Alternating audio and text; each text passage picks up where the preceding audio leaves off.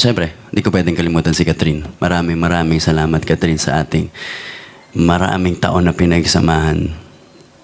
You know, hindi mawawala sa puso ko ang magaganda nating memories at ating mga adventures at journeys na pinagsamahan.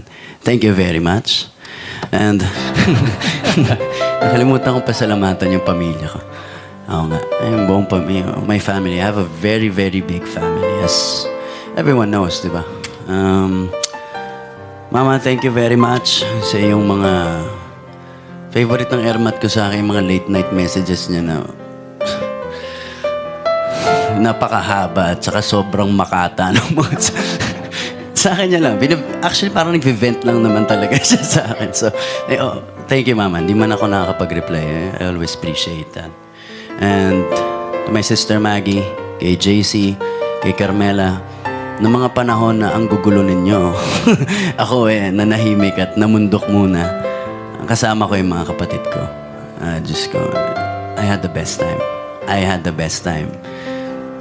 Ano lang muna, lumayo lang muna ako sa harap ng mga cameras. Diba?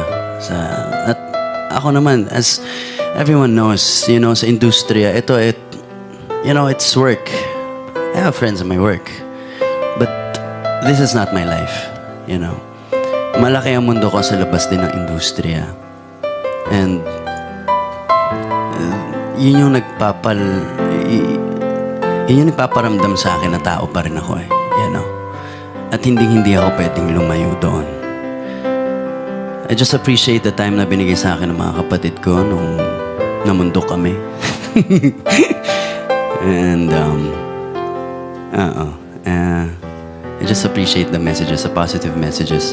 Thank you very much. Lalo na yung mga nagsasend ng mga normal na sunflowers lang sa akin. Sa amin ay malaking bagay yan. Sa mga nakakaintindi, thank you. And syempre hindi ko pwede makalimutan yung family ko with my dad. I appreciate you very much, mga kapatid ko dyan. At miss ko na rin kayo. And I will see you guys very soon. Hindi ko na maisa-isa yung mga kaibigan ko. You know who you are. Diba? Mga kasama ko umaga hanggang umaga.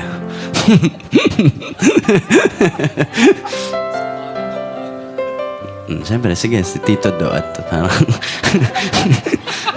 nag-handle, Tita Ann, diba? Si Tita Grace, ang aking prayer warrior. Thank you very much, Tita Grace.